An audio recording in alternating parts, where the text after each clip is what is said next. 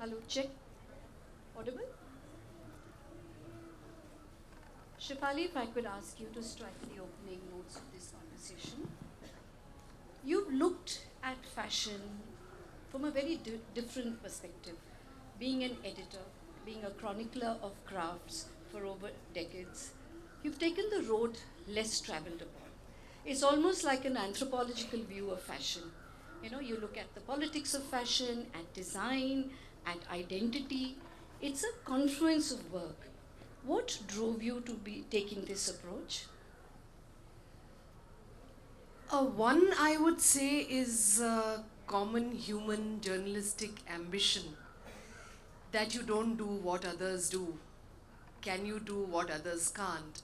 And if you are competitive, which I think I was in my young days and I continue to be, the only way I found at that time to distinguish my work as a fashion writer was to treat it like a genre as any other genre in news, to find depth, analysis, reportage, fact checking beyond the world of celebrity, glossies, sponsorships, all those connects that I had.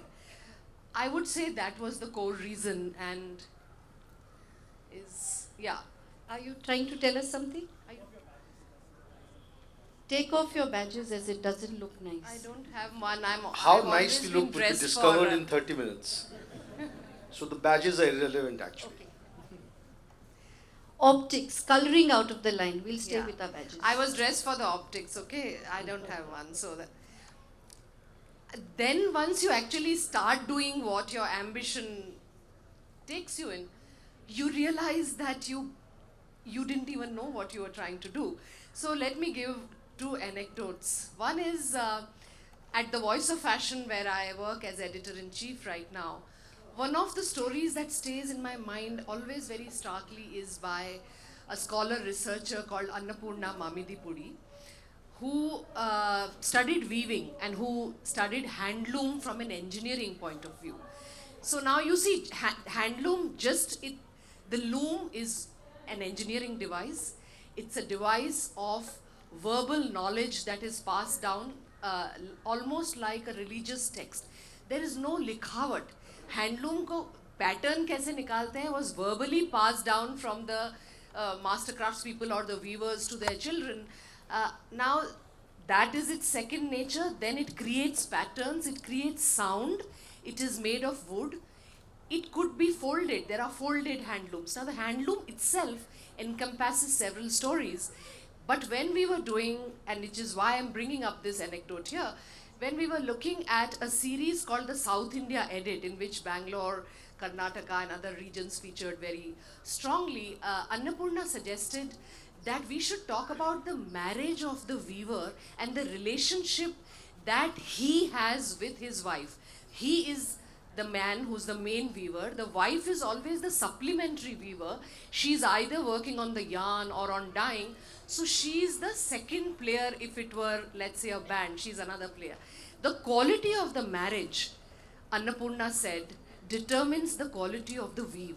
शादी में अगर खिटखिट रहती है, पिट-पिट रहती है, domestic violence है, there are issues of patriarchy that are bludgeoning through the marriage, this weave will not be so settled. And she said there's actually a way to examine the peace and harmony of a marital relationship in a weave. Now, how privileged I am to find these stories, and we have found several such stories through the authorship of scholars who understand that fashion is not just this sheen. It is, of course, that, you cannot do away with the fact of what Sonam Kapoor wears will have a ripple. But what all does it have? And the multiplicity became a metaphor in my life, the diversity and versatility. It became a language of its own, if I could answer. And that's why one of the chapters in my new book is the excavation of Khadi, Khadi's identity crisis. I believe that Khadi has become uncool in today's day and age, not because of what Khadi is, but because of the way the government has handled its fashionization. You cannot fashionize Khadi. You leave it alone and it looks most powerful. Its aura, its elegance, and its simplicity is its language. The more you try to bob and bit it with jackets and boots and accessories and nose pins and all that, it becomes Indian fast fashion. So those are the kind of stories, and I hope I have answered you in some way. Yeah, I mean, it is. I think this was also the crossroads of journalism at that time, where it was investigative journalism and journalism on business, when you took the stand to move away and write on and chronicle crafts and fashion. But hold the thought on khadi. We'll do a deep dive on that. I won't, that's something that needs a very deep excavation. Let me pivot to another art form. Danish, from a very structured world of banking, Standard Chartered, are any of your colleagues here in the... So from a very... I left it long back. Their children might be working in the bank now. So from a very structured, rule-bound world of banking, you pivoted to the fluid spaces of arts, acting. Was that a gradual shift, an overnight shift? Take us through that process. They're two diametrically opposing sides, or maybe there was some commonality. No, it was a gradual shift. I had a very standard banking life, and I think many disillusionments began when I was working at the bank. One of the things which really disillusioned me was the corporate culture and the sycophancy there, and not so much attention to merit, but how you network through the hierarchy in the bank and how you glib talk your way. And that kind of disappointed me, because when I joined banking, my idea of banking was that a banker is like a trusted family member. You sit behind a mahogany desk, you take care of the finances of your customers, you give them the best advice. But when I went to the bank, it was like an FMCG. Everybody just wanted to sell credit cards, sell accounts, sell insurance, sell mutual funds. And here the customer is standing on my head saying, my passbook has not arrived, there is some glitch in my account, but my manager is not worried about the customer's problem. He's saying, show me the sales at the end of the day. And that was very disappointing. The other thing which I normally say in my interview is that I wanted to be like Superman. I wanted to wear my underpants on my trousers at night time and fly around in the city. So I thought maybe I can make if my day job is not interesting, I can make my evening interesting. And given that I wasn't good at anything, I was really median. If there are 35 people in the class, I would be rank 18, 17 above me and 17 below me. So with no exceptional talent, with no skill with me, I thought, what is it that I can do best? What is it that can break this shackle of day job that I have? And I realized I used to mimic my professors very well. So at every freshers and farewell party at the university level, I was an item number. I would You're a stand-up. Yeah. So I'm not really a stand-up, more like a mimic artist. I would mime them, I would mimic them. And everybody used to have a good laugh at that. So I thought maybe I can do that. And that's how theatre began. And for 3 years I worked and I did amateur theatre. And then over a period of 3 years, I realized that this is really what I want to do. And that's when I made the shift. And no second thoughts? No, when these Arabs crossed into Andalusia, they burned their ships. That they don't have to return back. So I very much did that. I burned my ships and I said, I'm not going back. Well, more power to the arts and more power to your thing. Round of applause for that. Thank you. So, taking a turn back to you, Shefalee. Shefalee has recently brought out this book, Stories We Wear. I would really urge you all to go into it. It's a piece of very insightful writing. I'd really urge you all to go to the bookstore and pick it up. Coming back to what you said about khadi. Now, whether we like it or not, khadi has a permanent residency in the minds and in our national consciousness. How it's being treated is a subject, I mean, the debate is still out. There's a lot of issues regarding, I don't think the 360-degree approach to the issue of khadi has been sold. May I request you to read your quote and sort of then unpack us and take us through that chapter it is a nation's unfinished argument with dress as identity. What can Khadi's fashionization cost India? That's how I start this chapter. Fashionization, I think I have a limited understanding of it, and I'm not using the term facetiously. My limited understanding is trapped in the cliches I have learned that fashionization means it should have a campaign, it should have a showstopper or a celebrity, it should be styled, it should have hair and makeup, it should be on a runway, it should be sold, and that entire thing is fashionization. Now, when you put khadi through all these rigors, it comes out loose. Khadi definitely needs scale. Why shouldn't a khadi spinner be paid more today than they ever were in the past? Why shouldn't a khadi spinning woman come out of her house carding cotton yarn with a fishbone, as it is done in Ponduru and Andhra, and sit in a technological lab to understand how to better the charkha? Why shouldn't the Indian Institute of Technology be involved in the solar charkha and all that? So khadi needs fashionization. But when its appearance is fashionized, that's where I found a fracture. Every time I would see khadi on the fashion ramp or in campaigns, whether it is of the Khadi Bhandar or of politicians wearing khadi, Raymond, Fab India, which is no longer allowed to use the term khadi. I suppose some of you know that KVIC took Fab India to court because khadi can only be used through an explicit certification issued only by the government of India. Then you can call it khadi. You can call it hand-spun, hand-woven, but you can't call it khadi because the government has a kind of a copyright on it. So how should khadi be modernized without being fashionized? I think its scaling up is extraordinary. More khadi sells today from Khadi Bhandar in Delhi than it ever did. In terms of the profits of khadi, it's a different story. How can we quarrel with that? But the thing is that khadi is not a product, as some of the khadi philosophers argue in my story. It is a way of living. It is a meditative understanding the texturality, jo khurdurapan aapko dikhta hai, you know, the unevenness of khadi is where its complexity lies. When you do away with the complexity, you are chipping away the story.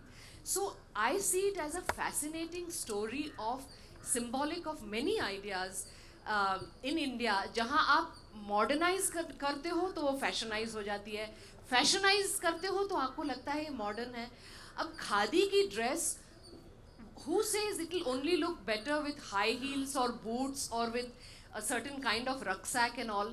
Let's try and leave khadi alone and we concentrate on its sheer quality and upscaling the spinner and see what it gets us. That's not being done.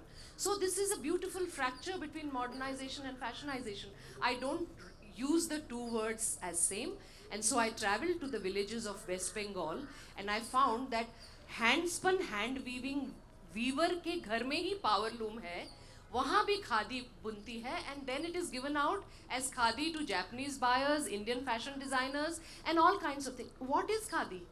Can we have a definition? So those are the complexities that I have tried to trace.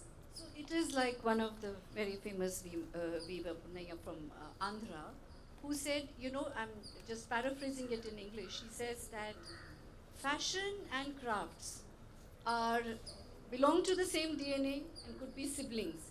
But like siblings, they're not necessarily twins, and they're like siblings, they should just take their parallel courses. So, you know, we are missing Janeta's presence because we would have had a visual aspect here. So we are actually just bridging from one art form to another. So Danesh, the same dichotomy that Shefalee spoke about within crafts and fashion. In acting, stage sort of demands physical presence, an intimate environment. You also transition to films, and films sort of trades continuity for precision. You go, you give a shot, you move, and it could come back the next day. It's like children when they go to a film set say, oh, a 3-hour film, actually takes 3 years. What has been your journey in straddling both these disciplines? Has it affected the acting? Has the acting been different in both forms? Okay, before I answer you this question, let me just pick up from where Shefalee left. And she was talking about that unevenness of khadi is what really makes it, it's the quintessential nature of that fabric. And when you start fashionizing it or modernizing it or stripping away, in some sense, and very beautifully she put stripping away the story. Now the thing is this, that what we need to understand, one ways of stripping away people of their identity and culture is to strip away from their language. So if their language is taken away from them, that makes them mute, that makes them silent. That kind of takes away what, in whichever way they can assert themselves. This is what English has done to us. And that's because the last 300 years, it was the British imperial colonialism which spread far wide. Before that, the Persians were here. And in 17th century India, there were more Persian speakers in India than there were Persian speakers in Iran. So, Sabke Hindustani, which was a form of Persian, which was an Indian form of Persian, had more speakers than actual Persian speakers that there were in Iran. And in some sense, the actual pushback that happened to Persian was by a language which was born here, which was Hindavi, Dekhta and Urdu. So in some sense, Urdu really was a pushback by Indians to a very colonialist language, Farsi, which was being imposed on us, or which was being spoken by the administrative circles. Similarly, English has also pushed away all these languages and sadly have turned them as vernaculars. But these are actually our languages. And it's ironic that I'm talking to you all this in English. But the fact is this, that the way to strip off identity is actually taking people's language away from them. So when I moved into theatre, and all my life I've been taught in English, I've been to schools and universities and colleges, and I'm just reading English. I'm reading English literature, I'm reading English poetry, but something is never ringing true. And when I come to stage and when I start performing in Hindi, that's when I realized that this is what I was missing. Because when I started doing English plays, they rung untrue with me. I could not identify who's this person sitting in New York, who's this person sitting in London. I am not this character. What are these words I'm mouthing? I don't understand this English that they speak. I don't understand what Pinter is saying, or what Stoppard is saying, or what Shakespeare is saying. But when I'm doing Hindi plays, when I'm doing Urdu plays, I'm able to understand that. I identify with that. And that's when I started moving towards the languages. Now, there is often a misconception about theatre being the stepping stone towards cinema. Actually, they are two very different forms of art. In the sense that I'm assuming a lot of you are writers here. Now, as a writer, sometimes you're writing a short story, sometimes you're writing an opinion piece, sometimes you're writing a personal memoir, sometimes you're writing a poetry. These all forms are forms of writing. But because the end form is different, you reorient your writing skills. So the way you would write a short story is not the way you would write an opinion column, it's not a way you would write a personal memoir, and it's not a way you would write a poem. Similarly, when you're acting on a stage and when you're acting on a screen, they are two different mediums. So you have to make sure that when you're performing there, the end product, the way it's reaching its audiences, it should be effective. So stage is a physical form. This is a stage. I'm sitting here. In stage, what happens that the dimensionality becomes unilinear. You are sitting in front of me. So my projection is in your direction. But on screen, what happens is that the camera comes to you. So it's a close-up shot. It's a mid shot. There I do not need to project. I just need to perform, and the camera will capture it. Sometimes I give this example to young actors as to what do you understand by a wide shot, and what do you understand by a mid shot, and what do you understand by a close-up shot. Let's say you walk out, and there at the watchtower, a struggle starts, a fighting starts, two groups of people start fighting. When you step out from open cell, and you see it from here, all you can make sense is that there is a ruckus going on. There are two groups of people fighting. Now what you see from here is broad understanding of a struggle happening at Watchtower. This is a wide shot. You don't know the details of it. You come closer, you step closer, now you start understanding who are these people. They are fighting. That's a mid shot. And when you actually come close to the circle, And now you look at the faces of the people and you can hear the words they are saying, you can hear the insults that they are throwing at each other. That's become your close-up. So that's how the performance also changes. On stage, you have to be more physical because it's a wide shot. So you have to, if you are very subtle in your performance on stage, it gets lost in audience. You have to be more physical in a wide shot.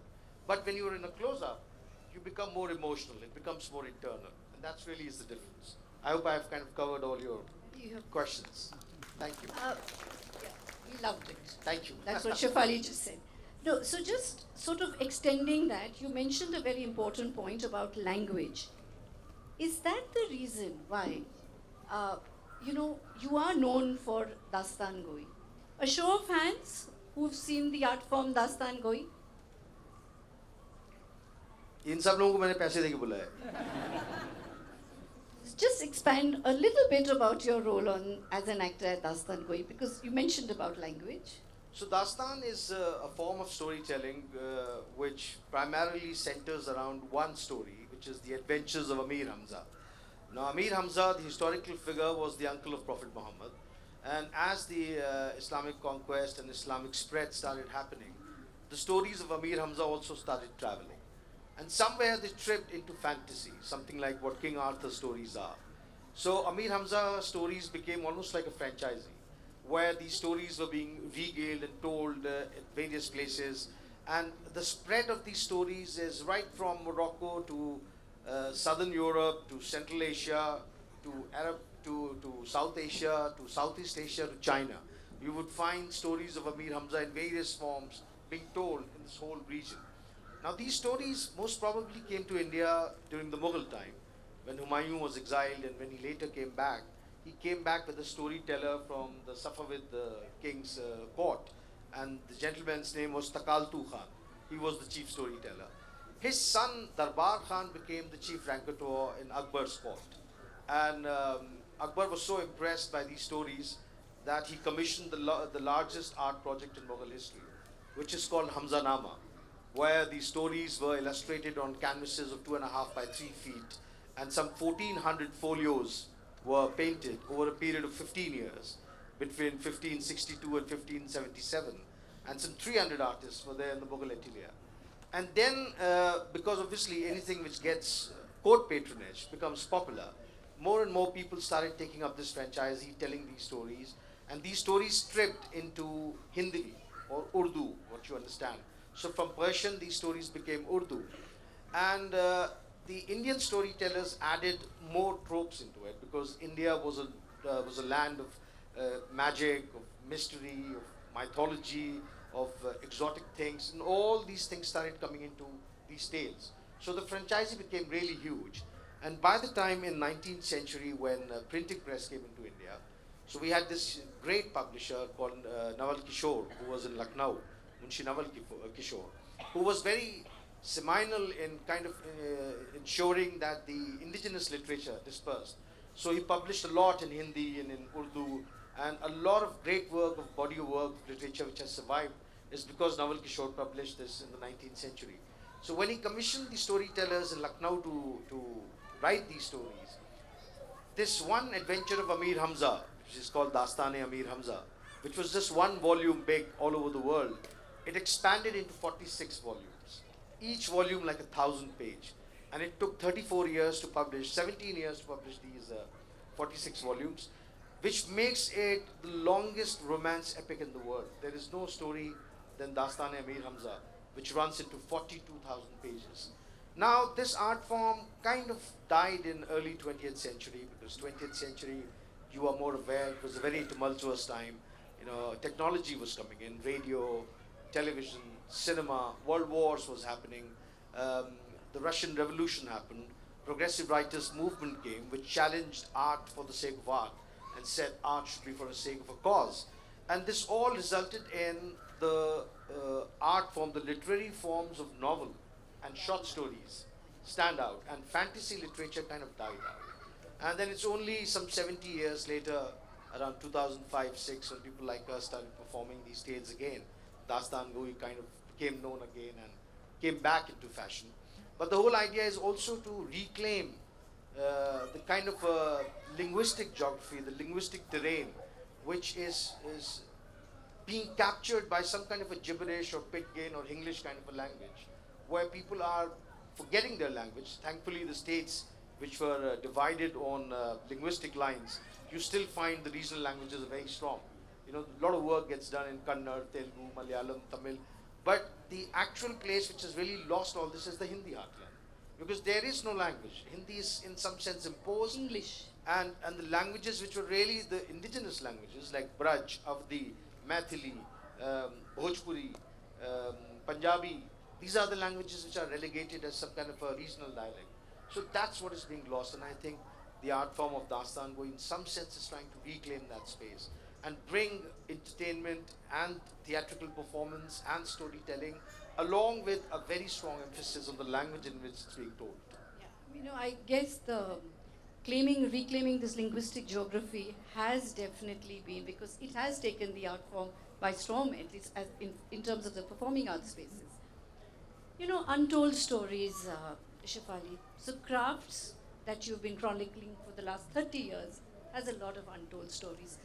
You know, out of Karnataka, there is a beautiful organization called Charkha, which is actually the largest producer of handmade, hand-spun, handloom dyed cloth. And even at the national level, nobody knows, are not aware of these stories, given the inequities in the structure.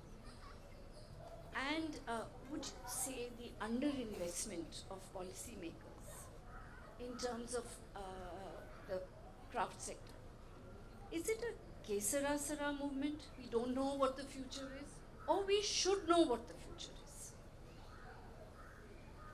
I think investment in the idea of the handmade as one of the buzzwords of our times, that investment is not short, because several not handmade items are now thrown into the basket as handmade.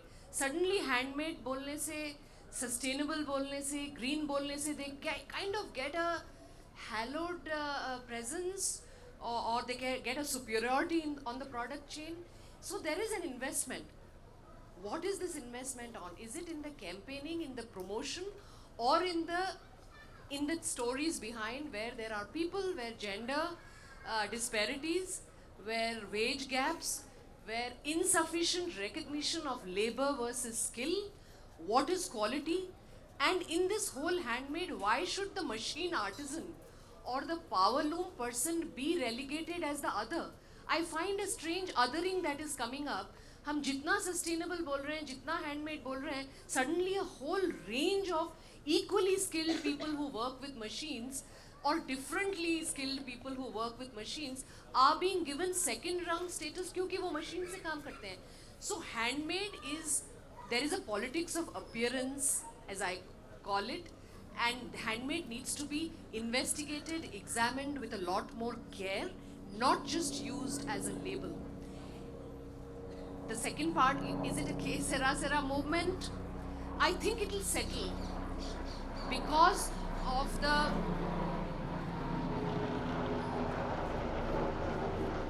because of the interest handmade is generating. We hopefully will be interested in a bunch of subjects around it, and there is, I can foresee a shift in the politics of handmade coming in the next few years.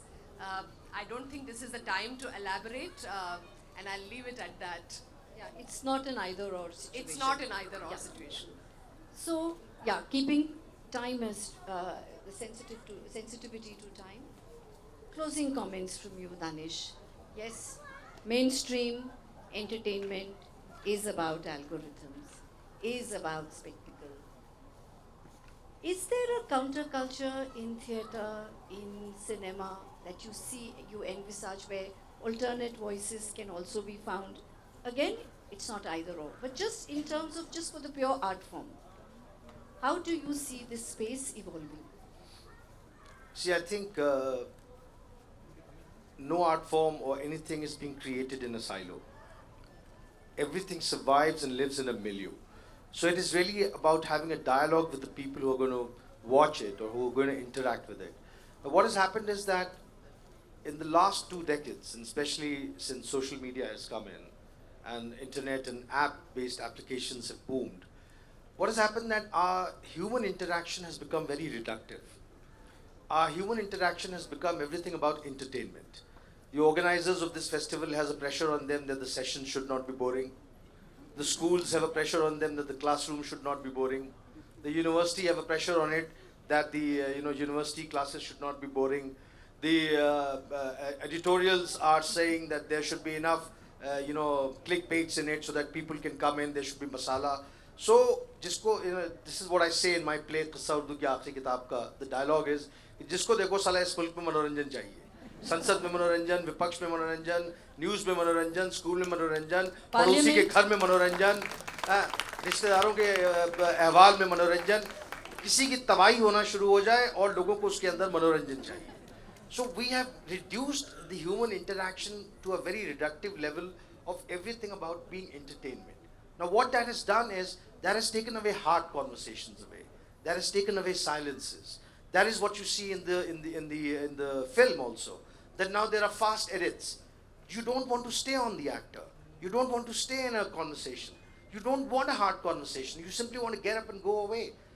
Unless we don't have hard conversations, unless we don't have uncomfortable conversations, unless we don't present alternative perspectives, how will we ever progress with any kind of evolution of understanding? Because that will only happen if we allow beyond entertainment. And I think that's where indie cinema, that's where theatre, that's where storytelling, that's where symposiums like these become very important. Because people are now getting dulled by this whole culture of being inundated by social media or by watching inane news, which is all propaganda, or kind of watching cinema, which has become absolutely propaganda. People want something fresh. They want a different dialogue. They want a different conversation. And I think indie cinema and theatre and performing arts and these kind of symposiums are really the way to go to. So despite Insta intrigue, despite algorithms, we've had a conversation, hard-hitting, hard talk by Danish and Shefalee. We have time for 2 questions. Would you just hand out the mic? Do keep your questions brief so we can take... We have 2 minutes, 28 seconds. Thank you. I was a little scared to say that. The confidence monitor is just staring at us. Hi, this is for Dan Saab. So, I come from Kerala, in Bangalore for a long time, but now we see a good shift in Malayalam movies when it comes to serious cinema, as you say. Like, not just entertainment. So now, coming to Haq, because you mentioned about this dynamic shift, would you elaborate a bit if you have experienced that kind of a shift in Hindi cinema with reference to the role you played and the story of the movie, or the theme that the movie has dealt with in Haq? Hindi cinema is in 2 camps right now. One camp is who's willing to take the money and create propaganda, and the second camp no one cares about. So that's really what it is all about. But cheers to the film, cheers to what you said. Yeah, I had a I think, question. 1 second, there's a gentleman who raised his hand right here. We'll come back to you. Hi Danish sir, my question is to you. Ji. Kerala film industry is centered in Kerala, the Malayalam film industry.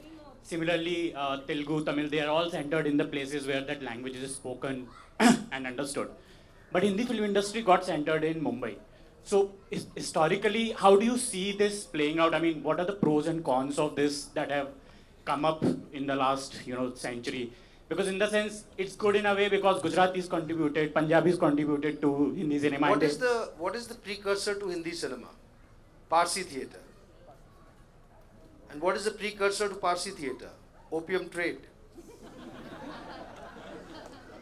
So obviously, whoever was trading opium with China during the opium wars is the one who would bring that culture there in Bombay, and from there came the Hindi film industry. So it's just historical things happening which made Hindi film industry to be in Bombay. There is no great vision in that, it being there. Would you rather have it in somewhere in the northern plains? You should have this conversation with me at the Watchtower. That'll be the 10 last seconds. I suppose we don't have Only for enough time. Shefalee, no questions for me. Generally for the panelists. So there is the art that the artist practices, and there is the art world that the art occupies. Right now, the art world is going through a lot of tumultuous upheavals, right? How do younger artists, practitioners find inspiration to stay authentic to the art and yet be in the performative art world? That's a theme for a full conference. सुनो, But in one line, इस सवाल का जवाब मेरे बाप नहीं दे पाए, मैंने खुद ढूंढा, और इस सवाल का जवाब मेरी बेटी खुद ढूंढेगी. Every generation has to find their way out themselves. but one thing one can tell you, art is never static. Authenticity is what? Simple, abundant sophistication actually when it comes down to simplicity. And that is being authentic. Thank you for your question. Coloring outside the line, a creative choice. We can? How nice, we are. Oh, somebody from the next session is delayed. One second. Yeah, no. Their Indigo flight has been missed. Shefalee would like to respond. Shefalee To would your like question, to respond. Authenticity, because authenticity also has to be performed. Pehle you have to perform authenticity to not look hypocritical, especially on Instagram. तो आपके 3 metaphors, Danish साहब, long shot, mid shot, close shot. What are you taking? अपना close shot, do you know what it is like? Long shot में हम जो दुनिया देख रहे हैं या perform कर रहे हैं authenticity, तो अगर आप उसे करीब ले आएंगे, you might find an answer.